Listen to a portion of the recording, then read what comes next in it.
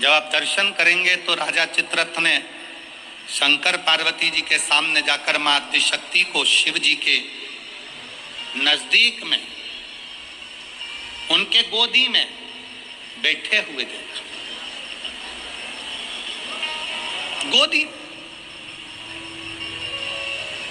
भारत की भूमि पर ऐसे कई मंदिर हैं जिन मंदिर में शंकर जी की गोदी में पार्वती जी को बैठा हुआ दिखाया गया। आप लोगों ने ऐसी मूर्ति का दर्शन कहीं ना कहीं करा ही होगा, आपके स्मरण में होगा।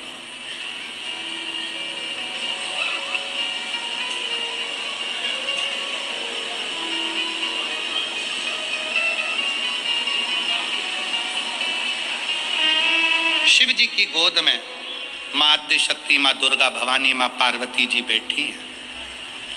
इस गोद में श्री कार्तिकेय जी बैठे हैं और पार्वती जी की गोद में श्री गणेश जी महाराज बैठे हैं। जरा स्मरण करिएगा, कभी यदि आपके सामने ऐसा कोई फोटो, ऐसा कोई चित्र व्हाट्सएप पर, सोशल मीडिया में आए तो इसमें संशय मत करना, इसको समझना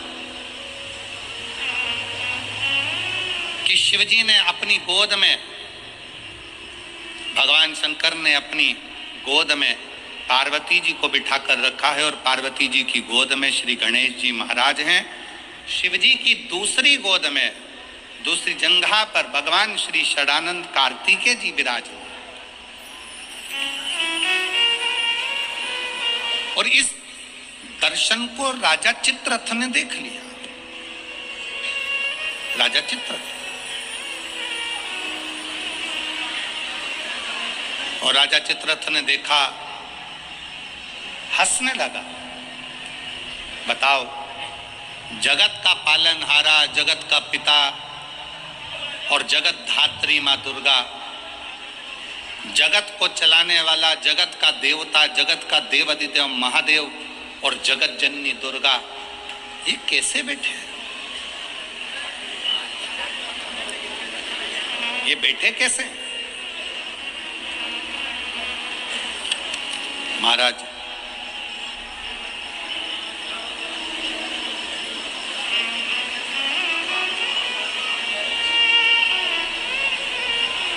राजा चित्ररथ ने पार्वती जी को और शिव जी को बैठा देखकर मन में गलत भाव उत्पन्न कर दिया, गलत विचार।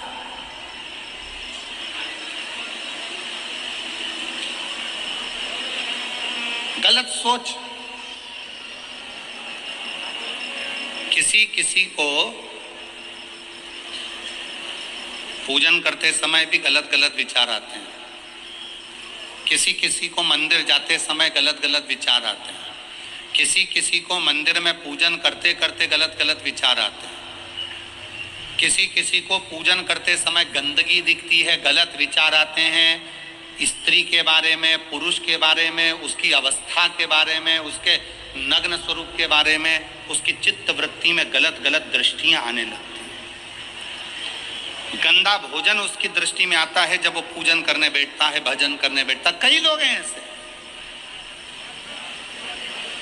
और जिनकी भी दृष्टि में इस तरह की अगर बातें आ रही हैं कि मैं पूजन करने बैठी हूँ, मेरी गलत सोच हो रही है, गलत विचार आ रहे हैं, इस चक्कर में वो पूजन करना बंद कर देती है, इस चक्कर में पूजन करना बंद कर देता है, मंदिर जाना बंद कर देता है कि मैं मंदिर जाऊंगा, गलत सोचने में आएगा, गलत दृष्टि में आएगा। गलत कर नहीं रहा है ना, उसने किसी स्त्री को गलत दृष्टि से देखा, ना उसने कभी किसी पुरुष को गलत दृष्टि से देखा, ना उसने कभी मांसाहार करा, ना कभी उसने मदिरापान करा, ना कभी उसने गलत काम किया। उसके बाद भी वो पूजन करने बैठा, वो अच्छी जगह पर बैठा और उसकी दृष्टि में गलत विचार आने लगे। कहीं मांस दिख रहा है, कहीं मदिरा दिख रही है, कोई स्त्री दिख रही है, कोई पुरुष दिख रहा है, कोई वस्त्र विहीन दिख रहा है, कोई ऐसा दिख रहा है, कोई गलत कृत्य में दिख रहा है, उसके विचार दृष्टि में वो आ रहा है। और कई बार लोग परेशान हो जाते हैं कि गुरुजी ऐसा क्यों हो रहा है, हम तो अच्छा करने के लिए गए, हम तो मंदिर गए, हम तो भगवान के भजन करने के लिए गए, हम तो स्मरण करने के लिए गए, फिर हमारी चित्त वृत्ति में ये कैसे आ रहा है, हमारी सोच में ये कैसे आ रहा है। हमारे विचार में ये कैसे आया? और जब शिव पुराण कहती है राजा चित्ररथ की बुद्धि में भी यह गलत विचार आ गया था, केवल संसार के मनुष्य की बुद्धि में नहीं, राजा चित्ररथ की बुद्धि में भी यह विचार आ गया था, ये शिव महापुराण की कथा कर गलत विचार। करना क्या है? जब व्यक्ति को ऐसे गलत विचार आने लगे पूजन के समय पर, अच्छी जगह पर, ये गलत गलत विचार, आप गलत कर नहीं रहे हो, आप मांसाहार नहीं कर रहे हो, आप किसी स्त्री को गलत नहीं देख रहे हो, आप किसी पुरुष को गलत नहीं देख रहे हो, आप किसी मदिरा की दुकान पर नहीं गए हो, पर आपकी विचार धारणा में अगर ये चीजें पूजन करते समय, भजन करते समय, अर्चना करते समय, मंदिर जाते समय, मंदिर में बैठते समय, मंदिर में उपवास करते समय तुम्हारी बुद्धि में अगर ये चीजें आ रही हैं, मन में अगर ये चीजें पाठ करते करते भी अगर आ रही हैं, तो समझ लेना कि आपके ऊपर कहीं ना कहीं किसी ना किसी रूप में कोई अन्न किसी के घर का ऐसा खा लिया है जिसके कारण तुम्हारी बुद्धि थोड़ी सी भ्रष्ट हुई है। उसको सुधारें कैसे, उसको संवारें कैसे? अब किसी ने यही प्रसंग को सुनकर कहा, गुरुजी अगर किसी के घर का अन्न खाया है तो अन्न खाने के बाद तो वो पच गया, पचने के बाद वो गंदगी में निकल भी गया, अब तो वो विचार आना बंद हो जाना चाहिए। अब तो 1 साल हो गया, 2 साल हो गया, 1.5 साल हो गया, 6 महीना हो गया, तो भी वही विचार आ रहा है। तो हमारा निवेदन है, भोजन करने के बाद भोजन पच जाता है, भोजन करने के बाद भोजन समाप्त भी हो जाता है, पर उस भोजन से जो रक्त की 4 बूंदें बनती हैं वो इस शरीर में दिन रात तुम्हारे मरते दम तक दौड़ती रहती है, शरीर में वो रक्त की बूंद चलती रहती है। इसलिए विचार 1 साल, 2 साल, 4 साल, 6 साल, 15 साल ऐसे चलते रहते हैं। उस विचारों को, गलत सोच को, गलत विचारों को, गलत दृष्टि को समाप्त कैसे करें?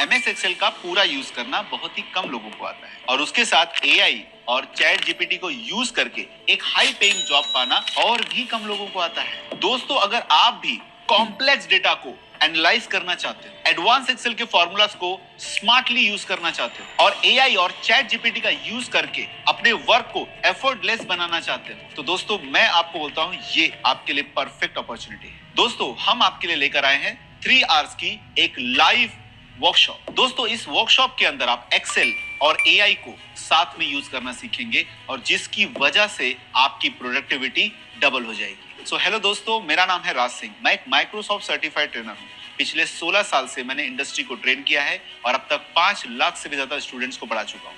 कंपनी की बात करो तो 1, 2, 3 नहीं, 300 से ज्यादा कंपनीज को ट्रेनिंग दिया हूं। आप टाटा की बात करो, डाबर की बात करो, रिलायंस की बात करो, इन्फोसिस की बात करो, IBM की बात करो, नोकिया की बात करो, बैंकिंग सेक्टर में आप SBI की बात करो, एक्सिस बैंक की बात करो, HDFC बैंक की बात करो, जिस भी कंपनी का प्रोडक्ट आप यूज करते हो वहां के कंपनी के प्रोफेशनल्स को मैंने advance Excel, data analytics, AI, chat GPT के ऊपर ट्रेनिंग दी हुई है। और दोस्तों, इतना सारा एक्सपीरियंस मैं आप लोगों को इस 3 घंटे के अंदर बताऊंगा कि एडवांस एक्सेल और AI को यूज करके कैसे आप प्रमोशन ले सकते हो और एक सिक्योर जॉब पा सकते हो, अपनी लाइफ को आप नेक्स्ट लेवल पर लेकर जा सकते हो। दोस्तों, आपको लग रहा होगा कि सर इतनी सारी चीजें आप बताओगे तो इस वर्कशॉप की फीस बहुत ज्यादा होगी, महंगा होगा, अफोर्ड नहीं कर पाएंगे।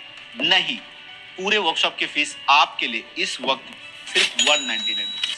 सही सुना आपने। अगर आप अभी रजिस्टर करते हो तो 199 में मिलेगा। अगर आप अभी रजिस्टर नहीं करते हो, स्किप कर देते हो, तो हो सकता है वर्कशॉप की प्राइस बढ़ जाए, इवन वर्कशॉप फुल भी हो जाएगा। तो अभी डिसीजन लीजिए, क्योंकि अगर आपने अभी क्लिक किया तो इस पूरे वर्कशॉप के साथ आपको मिलेगा 15,000 के फ्री बोनसेस हमारी तरफ से। सो इंतजार किस बात का है? तो जल्दी से साइन अप बटन पे क्लिक करो और मैं राज सिंह आपको मिलता हूं वर्कशॉप के अंदर।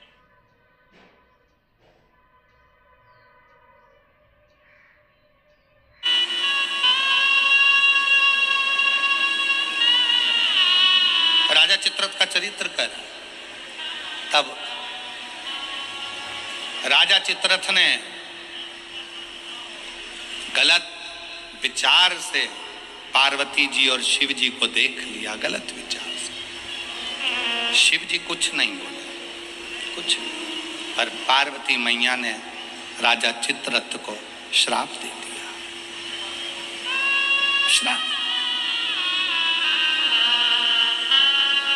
तो शिव जी का इतना बड़ा उपासक होकर, शंकर भगवान का इतना बड़ा भजन करने वाला, इतना भक्ति में डूबने वाला, इतना स्मरण करने वाला राजा चित्ररथ, तू शिव जी का इतना उपासक होने के बाद भी तूने माता और पिता को गलत भाव से देखा है, इसलिए तुझे असुर बनकर जन्म लेना पड़ेगा, राक्षस बनकर। फिर वो चित्ररथ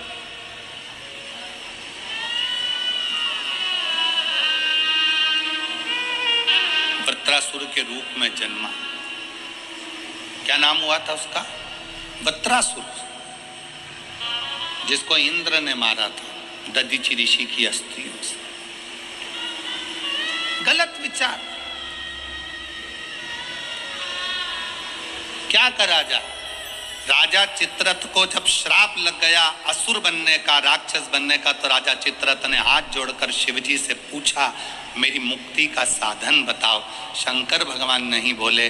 चित्ररथ तुमरुका जी के पास गया, तब तुमरुका जी जो वक्ता है, तुमरुका जी जो कथा कह रहे हैं, तुमरुका जी जो भगवान शिव का गुणगान कर रहे हैं, वो तुमरुका जी ने कहा, चित्ररथ एक काम कर, कामधेनु गाय का दूध का घृत ला और उस घृत से तू शिव का अभिषेक कर, शंकर का अभिषेक।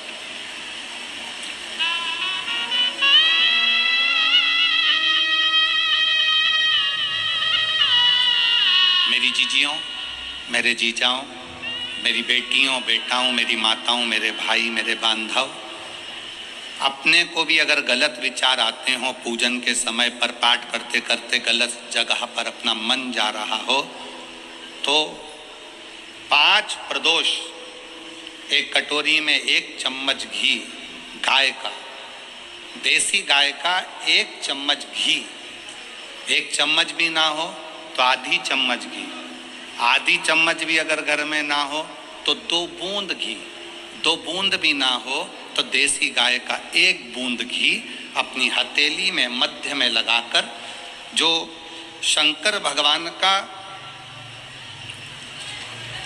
भगवान शिव जी का जो शिवलिंग होता है, उस शिवलिंग के ऊपर के भाग पर अपनी हथेली को रखकर, और जो अशोक सुंदरी वाली जगह है उस जगह पर अपनी हथेली का घर्षण करना चाहिए। लगभग 5 प्रदोष अगर आपने कर लिया तो निश्चित है आपकी बुद्धि में कभी गलत विचार पूजन करते समय आएगा ही नहीं, और गलत दृष्टि की ओर जाओ।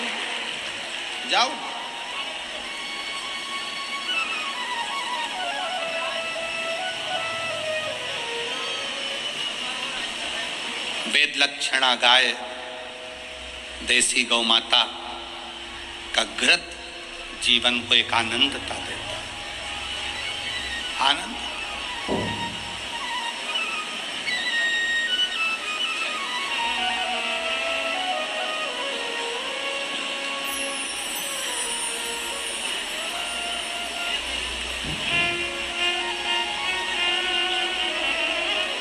भारत के इतिहास में संसद भवन में बैठकर रात भर मंथन कर जो वक्फ बोर्ड बिल पर संशोधन किया गया, उसके लिए पूरे प्रशासन को बहुत बहुत साधुवाद, बहुत साधुवाद।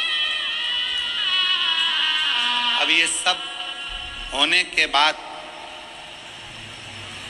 एक संसद में एक बात और पारित हो जाए कि गौ माता की हत्या बंद हो जाए, इससे बढ़कर उससे बढ़कर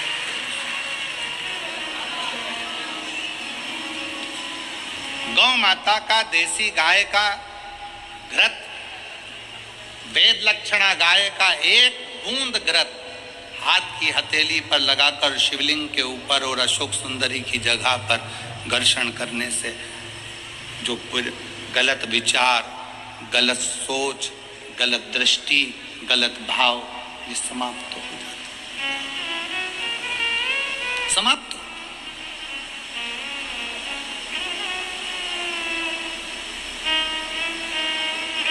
जिसने दिल से शिव की आराधना, राजा चित्ररथ ने पूछा है।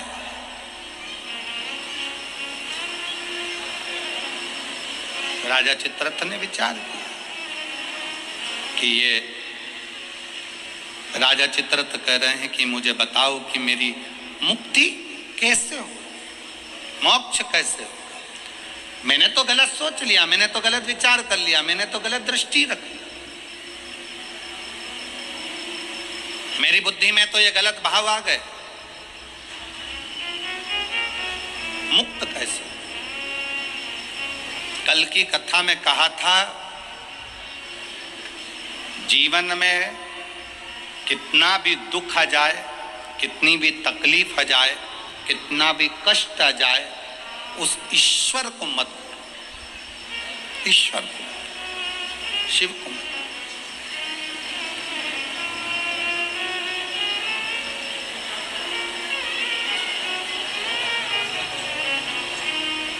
उसको हर पल याद करते हो, उसको हर क्षण स्मरण करते हो, हर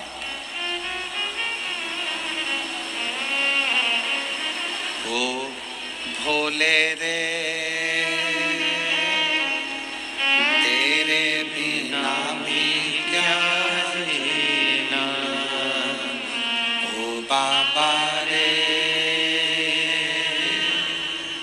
तेरे बिना भी क्या जीना, फूलों की कलियों में, काशी की गलियों में, फूलों की कलियों में, काशी की गलियों में, तेरे बिना कुछ कहीं ना,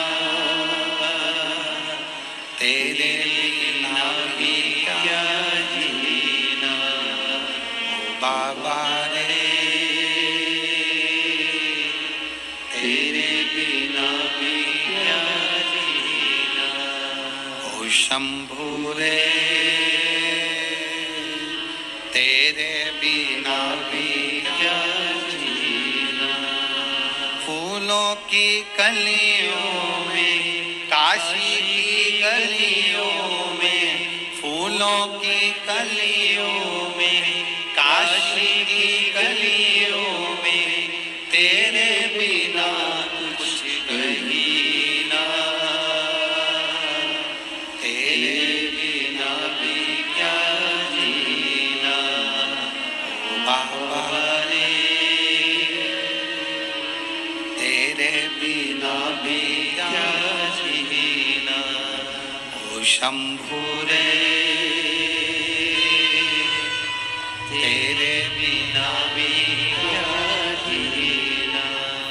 उस शिव की हर पल याद करते हो, हर घड़ी।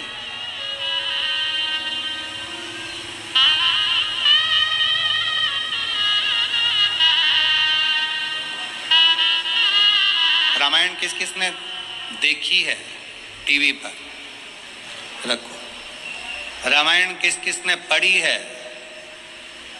रामायण किस किसने सुनी है, राम कथा किस किसने सुनी है, सबने सुनी है।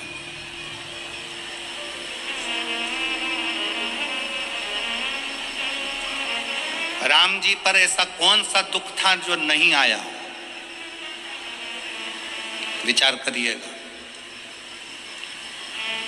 राज सिंहासन मिलने वाला था और 14 वर्ष के लिए, बोलो बोलो जम के बोलो, बन। आप कहते हो थोड़ा सा दुख आ गया, मेरी दुकान नहीं चल रही, मेरी नौकरी नहीं लग रही, मेरी सर्विस नहीं लग रही, मैंने इतनी मेहनत करी सफलता नहीं मिल रही। अरे जिसके पास में सिंहासन आने वाला था, रात की रात उसको 14 वर्ष के लिए वन जाना पड़ जाता है। 14 वर्ष के लिए कितना बड़ा दुख होगा, जरा याद करिएगा। 14 वर्ष के लिए वन के लिए निकलते और थोड़े समय के बाद सूचना मिल जाती है कि पिता शांत हो जाते हैं, बाप पिता चले जाते हैं, बाप चले। पिता चले गए। दुख देखिए, सिंहासन गया, अपना राज्य गया, अपना गांव छोड़ना पड़ा, वन वन डोलना पड़ा, पिता चले गए। और दुख देखिए, आगे चलते हैं तो धर्म पत्नी भी चली जाती है। दुख देखिए, दुख। आप एक एग्जाम पास नहीं करते हो, माँ बाप ने आपको पाल पोस कर बड़ा करा और एक एग्जाम पास नहीं कर पाए, कोचिंग करने गए थे पुणे, कोचिंग करने गए थे कोटा, कोचिंग करने के लिए गए थे दिल्ली, कोचिंग करने गए थे मुंबई, कोचिंग करने के लिए गए थे लातूर, कोचिंग करने गए थे हैदराबाद, एक सब्जेक्ट नहीं निकल पाया, अंदर से टूट गए। और 20-25 साल के बेटे होकर, बेटी होकर, 25 साल के बेटा बेटी होकर रस्सी बांधकर सुसाइड कर लेते हो, जहर की पुड़िया खा लेते हो, पानी में डूबकर मर जाते हो। विचार करना, उस परमात्मा की जिंदगी में कितना दुख आया, हिम्मत नहीं हारी, आखिरी तक संघर्ष करते रहे तो आखिरी में अयोध्या के राजा बनकर विराजमान हो। और आज के बेटा बेटी, जरा सा पति ने कुछ कह दिया, बहू का मुख खुल गया, जाकर मायके बैठ गई, अदालत में केस लगा दिया, इतना दुख दे रहे हैं, मेरी सास इतना दुख दे रही है, मेरे घर के लोग इतना दुख दे रहे हैं, मेरे परिवार वाले इतना दुख दे रहे हैं। अरे भगवान से प्रार्थना करना कि बहुत अच्छे लोग मिले हैं, ना जाने किस्मत में और कितना दुख लिखा होगा। दुख चाहे यहाँ लिखा वहां लिखा, उसको भोगना तो पड़ेगा, भोगना। अब ईमानदारी से बोलो, इतनी कथा तो आपने सुन ली, आपको भी अपने दुख के समय पर ढेर सारे महाराज मिलते हैं, ढेर सारे लोग मिलते हैं और आप सबसे कहते हैं मेरा हाथ देखकर बता दो मेरा भाग्य क्या कह रहा है, मेरी पत्री का देखकर बता दो मेरा भाग्य क्या कह रहा है, मेरे घर का ग्रह क्या कह रहा है, मेरे जीवन में इतना दुख है। तुमसे ज्यादा राम जी को मिले थे गुरु विश्वामित्र जैसे, वाल्मीकि जैसे, गुरु बाबा, ढेर सारे आंत्री जैसे बड़े बड़े तपस्वी गुरु मिले थे। राम जी ने एक से भी नहीं कहा कि मेरा हाथ देखकर बताना, कि मेरी किस्मत देखकर बताना। राम जी ने केवल एक बात कही कि समय मिल जाए तो मुझे कथा सुनाना, अगर मैं कथा सुनूंगा तो मेरी व्यथा समाप्त होती चली जाएगी, इसमें मेरी प्रतिष्ठा है। राम जी ने इतने बड़े बड़े विद्वान मिले पर हाथ नहीं दिखाया, राम जी ने इतने बड़े बड़े विद्वान मिले पर अपनी पत्रिका नहीं दिखाई, राम जी ने इतने बड़े बड़े विद्वान मिले, किसी से नहीं पूछा कि मेरा दुख कैसे कटेगा, मेरी पत्नी चली गई, मेरा पिता चले गया, राज सत्ता चली गई, दर दर भटकना पड़ रहा है, 14 साल ठोकरे खा रहा हूं, मेरा भाग्य कैसे बनेगा। राम जी ने किसी से नहीं पूछा। जितने संत के दरवाजे पर राम जी जाते थे, हाथ जोड़कर संत पूछते थे क्या सेवा करें राघव, आपको क्या कहें। राम जी कहते थे बस कथा सुना दो, कथा सुना दो। क्यों? क्योंकि राम जी जानते थे दुनिया की सारी व्यथा केवल शिव कथा ही काट सकती है, इसके सिवाय कोई नहीं काट सकता। आप कथा कहो मुझे। जितने संत मिलते थे वो कथा कहते थे, कथा सुनते थे राघव, कथा श्रवण करते थे राघव, और अपने पथ पर चलते चलते पार्थिव शिवलिंग का निर्माण करते थे राघव। भारत की भूमि पर अयोध्या से लेकर लंका तक भारत सरकार ने राम पथ गमन बनाया है। पूरे राम पथ गमन पर चलकर देखिए, जितने राम पथ गमन पर राम जी के मंदिर नहीं मिलेंगे, जितने राम पथ गमन पर हनुमान जी के मंदिर नहीं मिलेंगे, जितने राम पथ गमन पर किसी देवता के मंदिर नहीं मिलेंगे, उतने राम पथ गमन पर केवल शंकर के मंदिर हैं। क्योंकि राम जी जहां रुकते थे वहां शिव का निर्माण करते थे, राम जी जहां रुकते थे वहां शंकर का निर्माण करते थे। क्यों?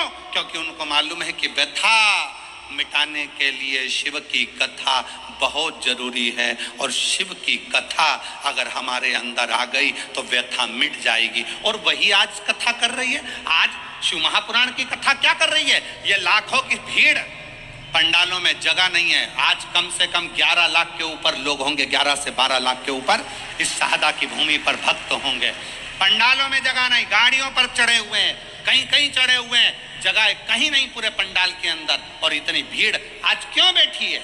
उसको मालूम है कि अब हम सब दूर भटक कर देख लिए, इसलिए राम जी को भी कथा ने ही व्यथा मिटाई थी और हमारी भी जिंदगी में शिव कथा व्यथा मिटा देगी, तकलीफ मिटा देगी, कष्ट मिटा देगी, दुख मिटा देगी। वो व्यथा मिटाने के लिए शिव तत्व की कथा बहुत जरूरी है, बहुत जरूरी, बहुत। फूलों की कलियों में, काशी की गलियों में, फूलों में कलियों में, काशी की गलियों में, तेरे बिना कुछ कहीं ना, तेरे बिना भी क्या जीना, ओ बाबा रे, तेरे बिना भी क्या जीना, ओ शंभू रे,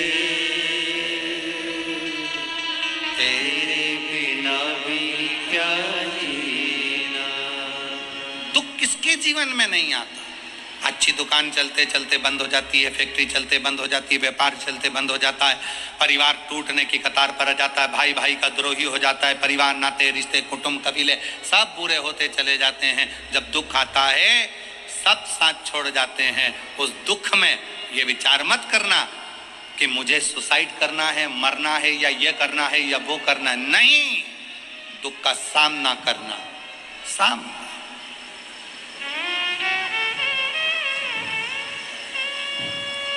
पढ़ो, जितने मेरे बेटा बेटी बैठे हैं उनसे निवेदन है, मेरी बहनों से, मेरी जीजियों से, मेरी बेटियों से खूब पढ़ाई करो। तुम्हारे पापा ने, तुम्हारी मम्मी ने तुम्हारे से बहुत आस लगाई है। घर के लोग तो मना कर रहे थे कि बेटी को बाहर मत भेजो, पर तुम्हारे पापा ने जिद कर कर, माँ भी मना कर रही थी मत भेजो, आज का माहौल ठीक नहीं है।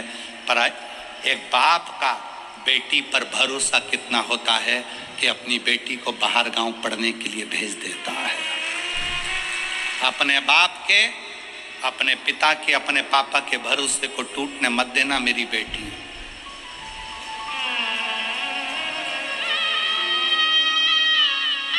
मेरे बेटा,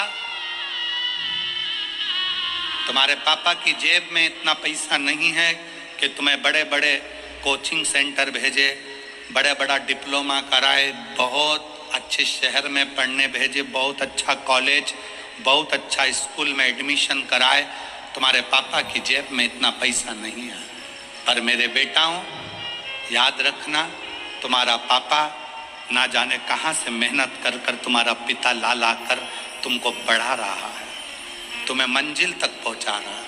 वो खुद नहीं पढ़ पाया, खुद आगे नहीं बढ़ पाया, पर अपने बेटे से उसको बहुत आस लगी है। इसलिए बेटा याद रखना, खड़े होना तो सनातन धर्म की लाइन में खड़े होना, खड़े होना तो शिवालय की लाइन में खड़े होना, किसी दारू की दुकान पर मत खड़े होना।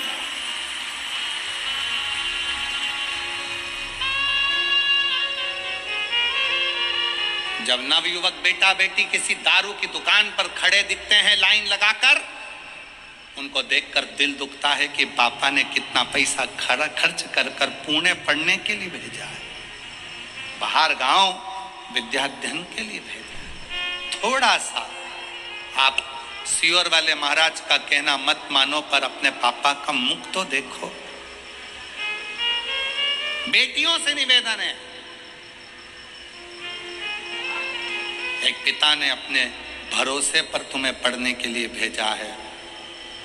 ये जो फालतू के जो ये लफड़े हैं ना, ये मुझे चाहता है, वो मुझे चाहता है, ये मुझे चाहता है, वो मुझे चाहता है, ये प्यार मोहब्बत, ये सब दिखावे के हैं। 4 दिन की चांदनी,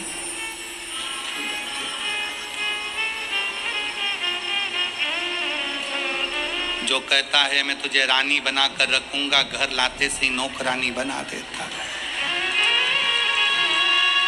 इसलिए सावधान, सावधान।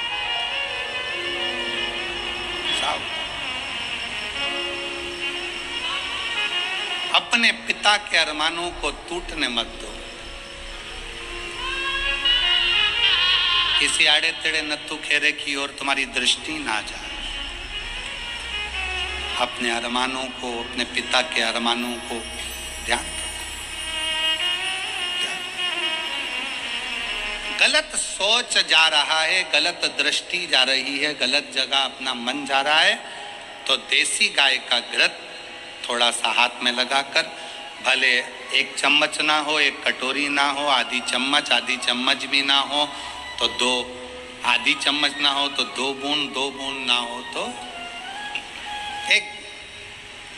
जैसे संत कहते हैं ना, 24 घंटा भजन करो, 24 घंटा नहीं कर पाओ तो 12 घंटा करो, 12 घंटा भजन नहीं कर सकते तो 6 घंटा करो, 6 घंटा भजन नहीं कर सकते तो 3 घंटा करो, 3 घंटा भजन नहीं कर सकते तो 1.5 घंटा करो, 1.5 घंटा नहीं कर सकते तो 1 घंटा, 1 घंटा भगवान को याद नहीं कर सकते तो आधा घंटा करो, आधा घंटा भगवान का भजन नहीं कर सकते तो 15 मिनट, 15 मिनट नहीं कर सकते तो 5 मिनट, 5 मिनट नहीं कर सकते तो 2 मिनट, 2 मिनट भगवान का भजन नहीं कर सकते तो 1 मिनट, और 1 मिनट में भजन नहीं कर सकते तो चुल्लू भर पानी में डूब मरो।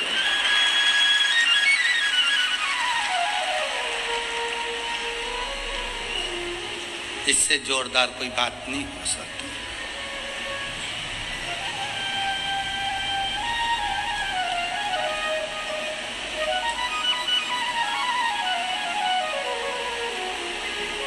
कितनी 20 दिन की तैयारी देखो आप। मैं पांडवी जी को, माननीय विधायक महोदय जी को और उनकी पूरी समिति को धन्यवाद देता हूँ, बहुत धन्यवाद। और मेरे शहादा की मेरी जीजियों, मेरे जीजाओं, मेरी बेटियों, मेरे बेटाओं और शहादा के आसपास के जितने भाई बहन जिन्होंने पानी पिलाया, जिन्होंने घर से शरबत बनाकर लाए शरबत पिलाया, रसना घोल कर लाए रसना पिलाया, घर से खिचड़ी बनाकर लाए खिचड़ी खिलाई। यहाँ तो विधायक जी ने, समिति ने भोजन की बहुत अच्छी व्यवस्था करी, पर साथ में कोई टॉफी, कोई बिस्कुट, कोई चॉकलेट, कोई कुछ खिलाते रहे पूरे पंडाल में। बाहर भी कल का नजारा आप अगर देखते ना, कल रात को कौन आए थे? आए थे आप लोग? कौन कौन आए थे? आए थे सब। कल रात का नजारा देखते तो ये सोचते ये अपना शहादा है कि और कहीं आ गए। रात का नजारा, इधर ट्रैफिक जाम, उधर ट्रैफिक जाम, उधर ट्रैफिक जाम, और डीजे, बैंड बाजे और माताएं हरिओम में ओम समाया है और मेरा भोला शहादा में आया, और चलने दो, और नाचना और कूदना, और भोजन बांटने वाले भोजन बांट रहे, पानी वाले पानी, बिस्कुट वाले बिस्कुट। ऐसा लग रहा जैसे शंकर जी की बारात आई और हिमालय राज स्वागत करने में लगा हुआ। हिमालय राज स्वागत सब अलमस्त होकर खूब, जो अक्कड़ में नहीं आए, कई लोग ऐसे थे जो एक दिन भी आकर दर्शन नहीं कर पाए। समय नहीं मिला गुरुजी, समय नहीं मिला, समय नहीं मिला, समय।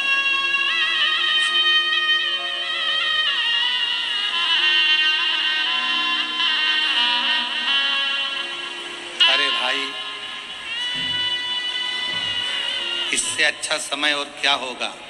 बताओ जरा, ईमानदारी से बोलो, इससे अच्छा समय क्या होगा? कोरोना जैसी बीमारी आई, मोहल्ले के 4-6 निपट गए, तू बचा रह गया। इससे जोरदार समय और क्या लेकर आएगा?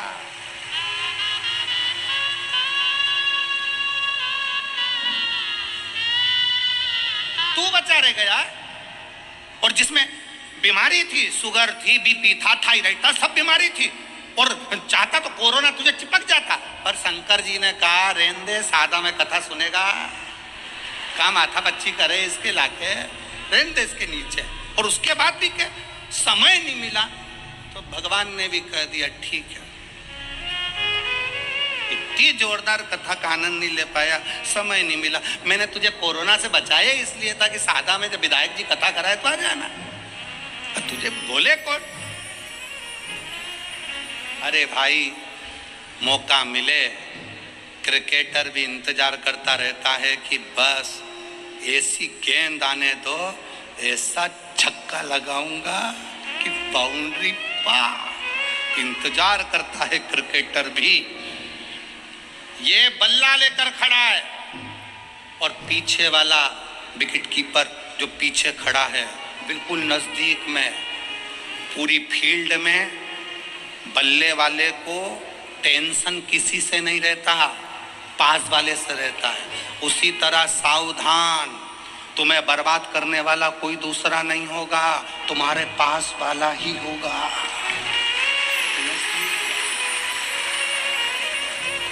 वो गेंद फेंकेगा तब तक तो दौड़ जाओगे, उधर से गेंद आएगी तब तक भाग जाओगे, एक रन बना लोगे। टेंशन पीछे वाले से है, बिल्कुल पास में खड़ा है, तैयारी में, गेंद आए और दूं विकेट में। बस ऐसे संसार के कई लोग इंतजार कर रहे हैं। खूब उड़ रहा है, खूब आगे बढ़ रहा है, गिरने दे विकेट, और इंतजार करते हैं रिश्ते नाते कुटुंब कबीले, एक बार डाउन में आ, ऐसी ऐसी उड़ाऊंगा कि डीजे भी हल्के पड़ जाएंगे और सारे मोहल्ले में डोंडी पीट जाऊंगा। वो तो ऐसा था। कहां? इसलिए हर दिन, प्रत्येक दिन आपके लिए अच्छा है।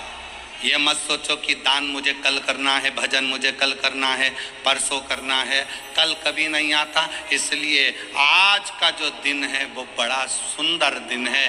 दान भी करो, भजन भी करो, कीर्तन भी करो, स्मरण भी करो, भोजन भी करो। अभी अपने दांत अच्छे हैं, सोफा सेट पूरा अच्छा है, तो चने गुड़ सब खाओ। मक्का की रोटी, ज्वार की रोटी, बाजरा की रोटी हमारे अग्रवाल जी ने रोज खवाई।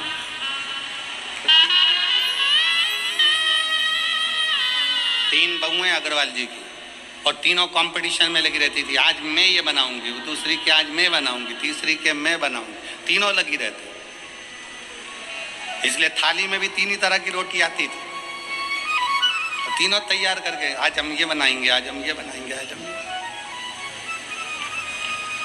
मौका मिली सेवा का मौका। पूरे शहादा की एक एक जीजियों ने, शहादा के एक एक बेटे ने धूप में खड़े होकर सेवा करी।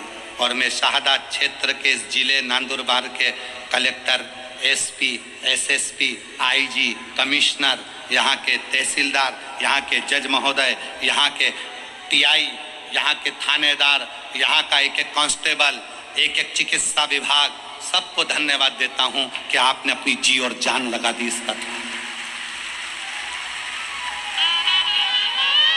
आपने अपनी जी और जान लगा दी इस पूरी कथा में। रात दिन धूप में खड़े होकर सेवा करिए, खूब सेवा करिए, और सेवा का फल खाली नहीं जाएगा। जितना इनको मिलेगा उतना की उतना ही सेवा करने वाले उन कांस्टेबलों को भी प्राप्त होगा, चिकित्सा विभाग को भी प्राप्त होगा। ये आपकी मेहनत है, ये आपका परिश्रम है। और खाली ना जाता कोई दर से तुम्हारे, खाली ना जाता कोई दर से तुम्हारे, मैं भी खड़ी हूँ नंदी बाहें फसाए, अपने हृदय से लगा लो, गिरा जा रहा हो, उठा लो, भोले अपने दर से अब तो ना डालो, गिरी जा रही हूँ, उठा लो। एक विश्वास चित्ररथ ने पूछा। शिव महापुराण की कथा कहती है, राजा चित्ररथ का चरित्र कहता है मैंने गलत दृष्टि से सोच लिया, मैंने गलत दृष्टि से विचार कर लिया, मैंने गलत दृष्टि से देख लिया, इसलिए अब मैं कैसे शिव को रिझाऊं? मुझसे पाप हो गया, पाप कर्म हो गया। कथा में कहा था, कितना बड़ा भी पाप कर्म हो जाए तो भी शंकर के मंदिर जाना मत छोड़ना, श्री शिवाय नमस्तुभ्यम बोलना मत छोड़ो।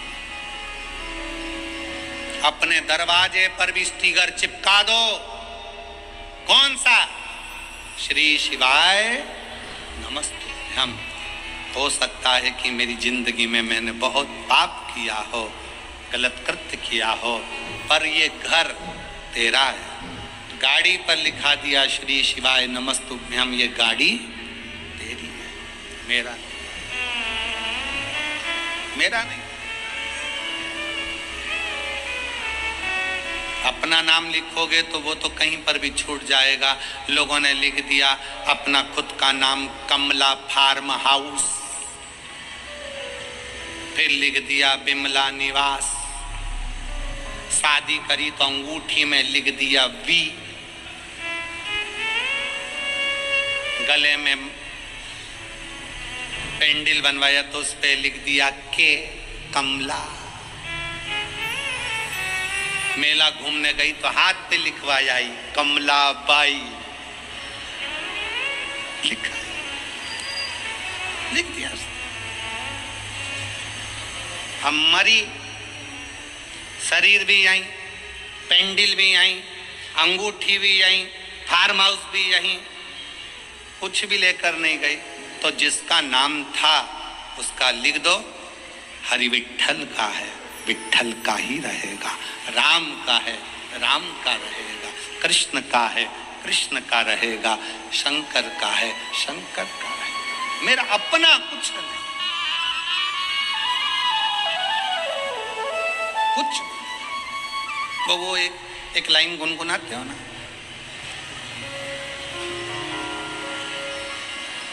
भंवरे ने खिलाया फूल फूल को ले गया,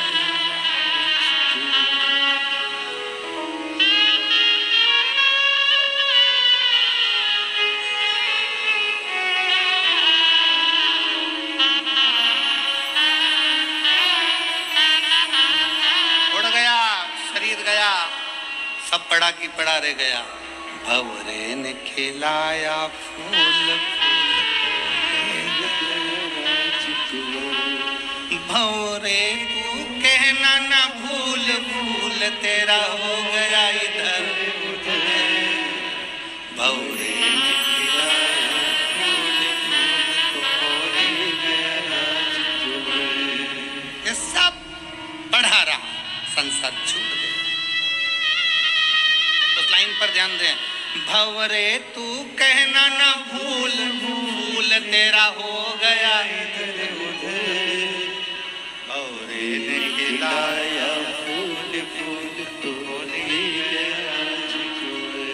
संसार सागर में आए थे, फूल खिला था, समय पूर्ण हुआ, फूल लेकर चले गया।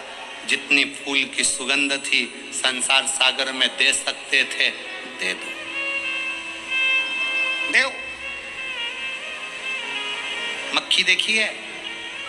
अरे बोलो तो जम के, मक्खी देखी है? अच्छी जम के बोलो, देखी है? अच्छा, शक्कर पर बैठती है ना, गुड़ पर बैठती है, मिठाई पर बैठती है ना। रात के समय पर शक्कर का डिब्बा खोल कर रख दो, रात के समय पर गुड़ का डिब्बा खोल कर रख दो, रात के समय पर गुलाब जामुन खोल के रख दो, रात के समय पर रसगुल्ला खोल के रख दो, मक्खी आएगी? नहीं। मक्खी बहुत समझदार होती है, रात में मक्खी कभी नहीं आती, दिन में आती है। इसलिए मक्खी दिन में शक्कर के डब्बे के पास आती है, मक्खी दिन में गुड़ के पास आती है, पर मक्खी रात में नहीं आती। और यही शिव महापुराण की कथा कहती है, जब आपके दिन अच्छे होते हैं तो कोई तुम्हारे दरवाजे पर हाथ फैलाने आता है, अंधेरे में कोई नहीं आता। जब बुरे दिन होते हैं तब कोई नहीं आता। कौन आएगा? मक्खी दिन में आती है शक्कर खाने, मक्खी दिन में आती है गुड़ खाने। रात के समय डब्बा खोल के रख दो, मक्खी नहीं आएगी। आपके अच्छे दिन हैं तो लोग आएंगे, काका जी हमारे को जरा बेटे की फीस जमा करना है, भैया भूख लगी है, दादा प्यास लगी है। आपके दिन है इसलिए आ रहे हैं। आपके दिन नहीं होंगे ना, रात होगी ना, कोई नहीं आएगा। जब आपके पास में कुछ नहीं होगा कौन मांगने आएगा? कौन रिश्तेदार, कौन नातेदार, कौन कुटुंब, कौन मोहल्ला, कौन आएगा? दिन है तो लोग आ रहे हैं। अगर आज कोई तुम्हारे को कुछ कह रहा है सुनो, क्योंकि आज आपका दिन है। कोई आपसे मांग रहा है तो समझ लेना कि आज आपका दिन है कि लोग आपसे मांग रहे हैं। मक्खी दिन में आती है, रात में नहीं। उसी तरह अपने भी अगर कुछ मांगने आते हैं ना, जब तुम्हारे पास कुछ होता है तो आते हैं, नहीं तो कौन आएगा? किसके आएगा? राजा चित्ररथ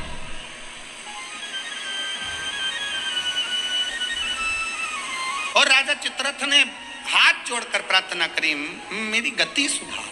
गति गलती हो गई, इस गलती को कैसे सुधारें? कहा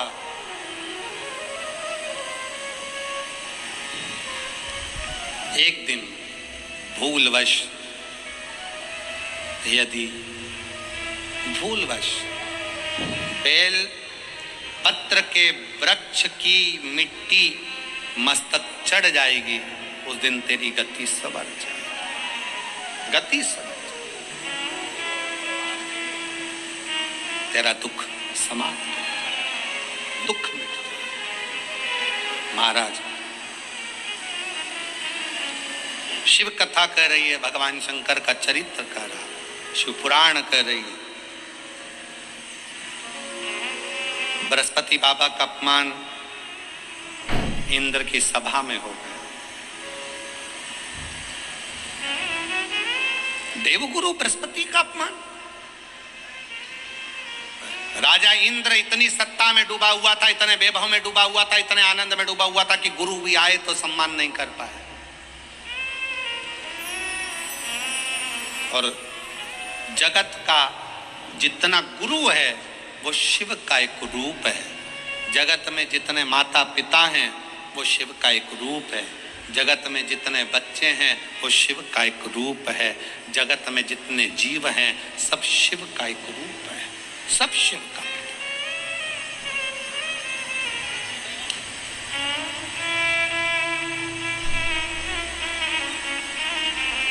देवगुरु बृहस्पति जी का अपमान हो गया,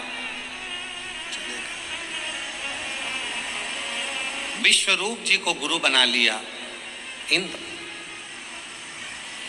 तीन मुख, तीनों से भाग देना। क्रोध आ गया इंद्र को, तलवार उठाकर इंद्र ने विश्वरूप जी का सिर काट दिया। ब्राह्मण हत्या माथे चढ़ गई।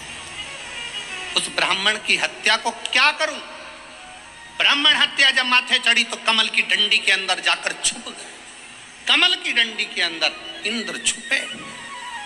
देव ऋषि नारद जी ने आकर देखा कि इंद्र तो कमल की डंडी के अंदर छुपे हैं, तो कहा, अरे इंद्र कब तक छुपे रहोगे?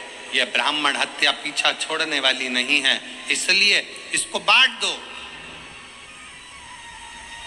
इस ब्राह्मण हत्या को बांट दिया जाए।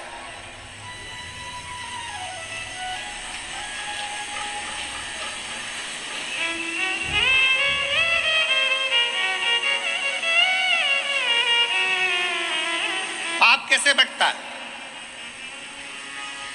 पाप को बांटते कैसे? एक समझने वाला प्रसंग है। पाप को कैसे बांटा जाता है? इस ब्राह्मण हत्या को बांटो। पाप बांटा कैसे जाए?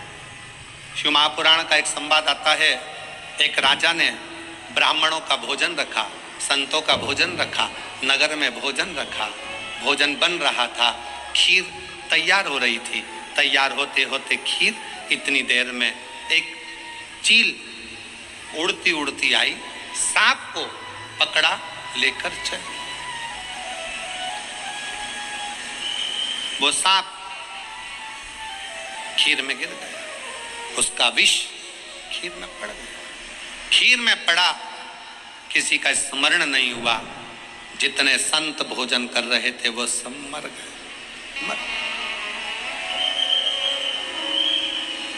प्राण छूट गए। धर्मराज के यहाँ केस पहुंचा और धर्मराज के यहाँ पर बात पहुंची। धर्मराज जी से पूछा गया, बताओ इतने सारे संत और ब्राह्मण मरे हैं, इनका पाप किसके माथे पर दोगे?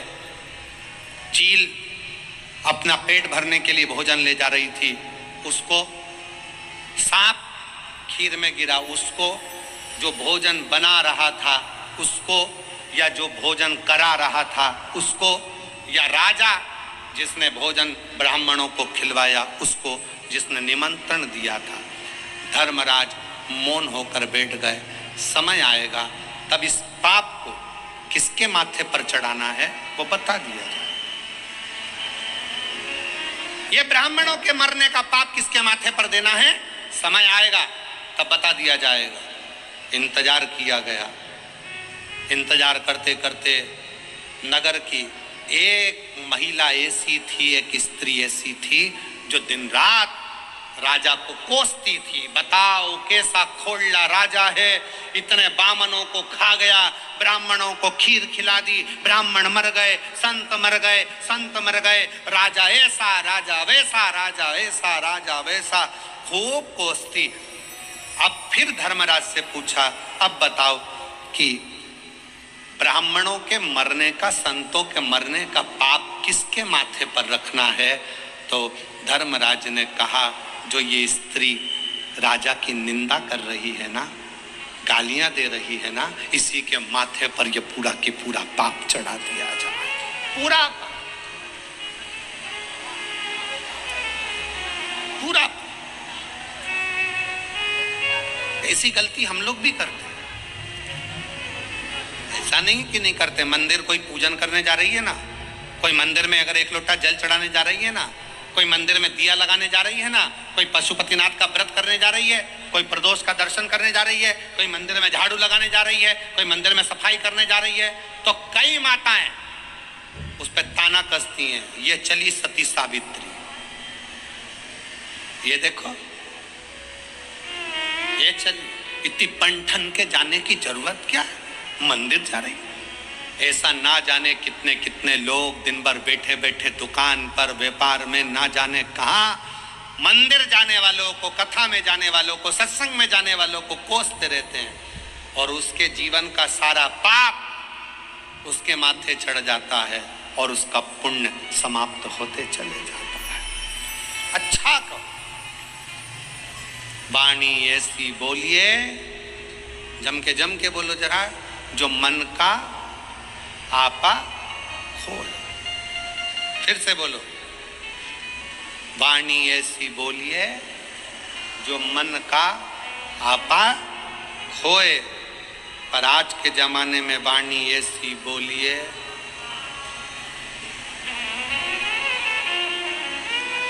जो मन का आपा खोए।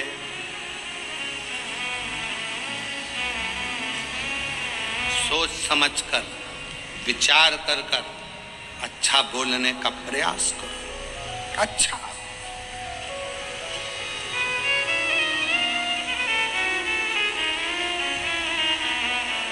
इंद्र पूछ रहे हैं भगवान नारद जी से, बताओ इस ब्राह्मण हत्या को कहां बांटा जाए, इस ब्राह्मण की हत्या को कहां बांटे? उत्तर दो। देव ऋषि नारद ने कहा कि एक काम करो, पृथ्वी के पास जाओ। पृथ्वी, हमसे ब्राह्मण हत्या का अंश ले लो। पृथ्वी ने ब्राह्मण हत्या का अंश लिया तो पृथ्वी का बंजर भाग ब्राह्मण हत्या का अंश है।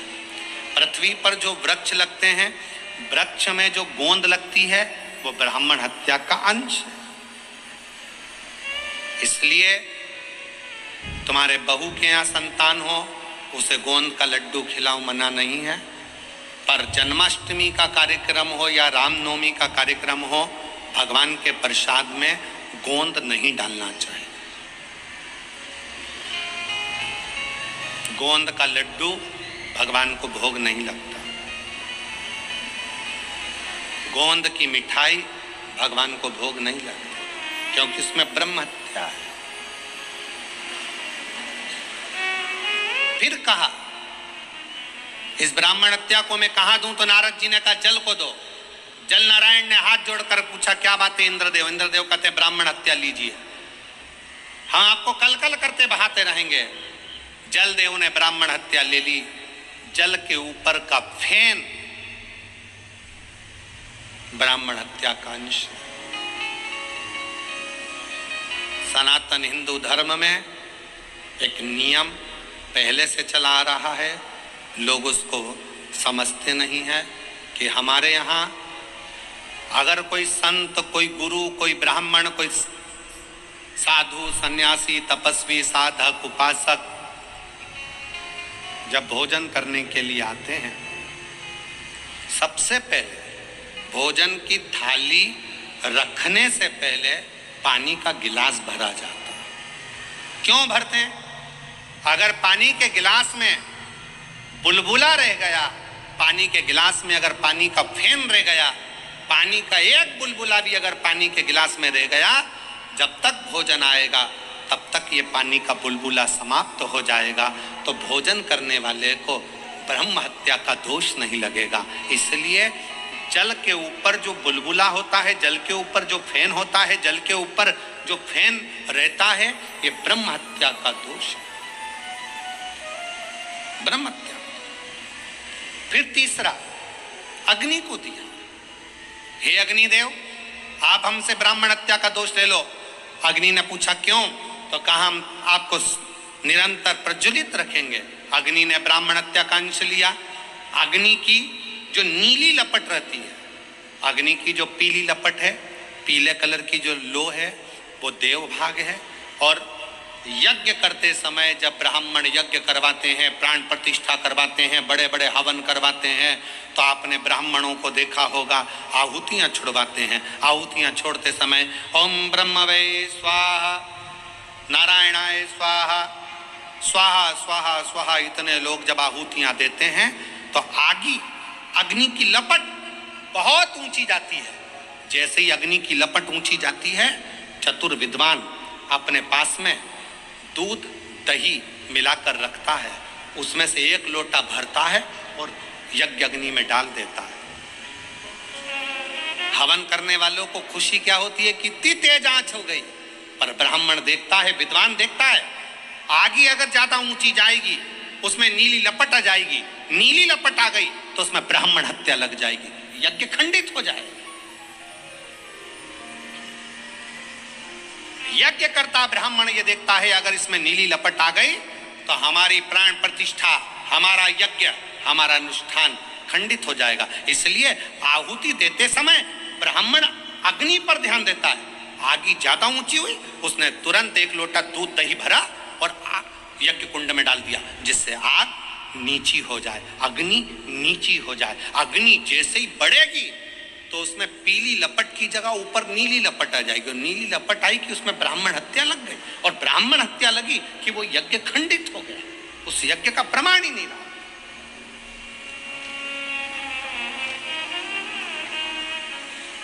सीमित अग्नि, अग्नि को दिया ब्राह्मण हत्या का अंश। अब किसको दूं नारद? नारद जी ने कहा एक काम करो, स्त्री को दे दो। स्त्री से कहा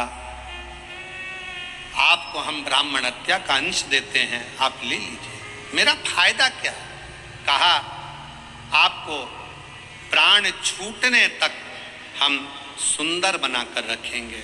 स्त्री ने कहा ठीक है, युवान अवस्था आपकी बनाकर रखें। स्त्री ने ब्राह्मण हत्या का अंश लिया। स्त्री का रजस्वला होना, रजोधर्म धारण करना, 5 दिन 7 दिन स्त्री जो कार्य नहीं करती है, ये रजोधर्म ब्रह्म हत्या का अंश है। 4 स्थान पर ब्राह्मण की हत्या को इंद्र ने बांट दिया। तब इंद्र कमल की डंडी से बाहर निकले, सिंहासन पर बैठने लगे। तब त्वष्टा बाबा ने यज्ञ कर कर वत्रासुर को उत्पन्न करा। ये वही वत्रासुर है जो शंकर और पार्वती में भेद कर दिया था, गलत दृष्टि से देख लिया था। वत्रासुर ने शिव जी से मांगा था, प्रभु मेरा कल्याण कैसे होगा। कहा दधीचि ऋषि जो मेरे उपासक हैं, जिनका बेटा पिपलाद जनमानस का कल्याण करेगा, वो दधीचि ऋषि मेरे सिवा किसी को नहीं भजें। उन दधीचि ऋषि की अस्थियां, हड्डियां तुम्हारे शरीर पर लगेगी और तुम्हारा कल्याण हो जाएगा। वत्रासुर के साथ में इंद्र का युद्ध हुआ। इंद्र हारने लगे, गुरु जी के पास गए, गुरुदेव बताओ नारद जी किससे युद्ध लड़ूं, कैसे जीतूंगा। कहा दधीचि ऋषि के पास जाओ, दधीचि बाबा से अस्थियां मांगो। भारत की भूमि के वो संत दधीचि ऋषि जिन्होंने बिना सोचे समझे अपनी अस्थियों का दान दे दिया, मांस पूरा खत्म हो गया, हड्डी हड्डी दधीचि ऋषि को दे दी। दधीचि ऋषि ने इंद्र को दे दी। इंद्र ने विश्वकर्मा जी को बुलाकर शस्त्र बनवाए। उस शस्त्र से वत्रासुर के साथ में युद्ध हुआ। दधीचि ऋषि की हड्डी का स्पर्श, दधीचि ऋषि की हड्डी का स्पर्श, एक शिव भक्त की हड्डी का स्पर्श जब वत्रासुर जैसे असुर को हो जाता है, तो वत्रासुर भी अपने प्राण त्याग कर शंकर के धाम में कैलाश में जाकर विराजमान हो जाता है। कैलाश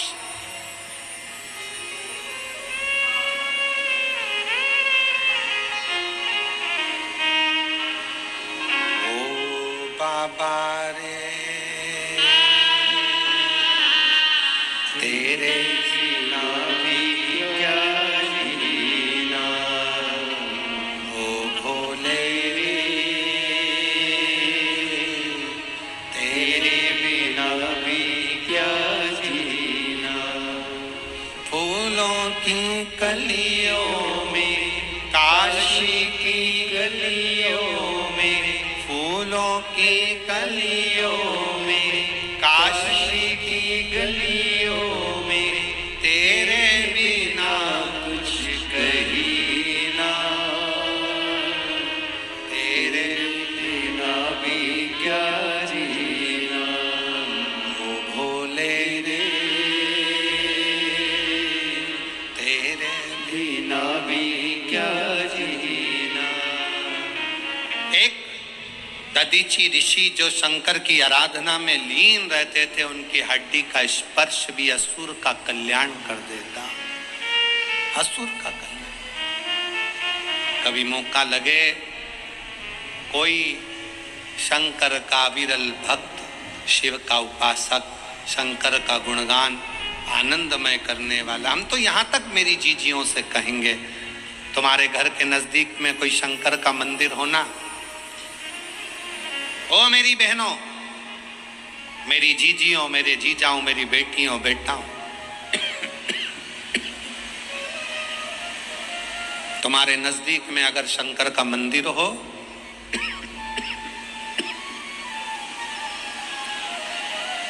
तो उस शिव मंदिर में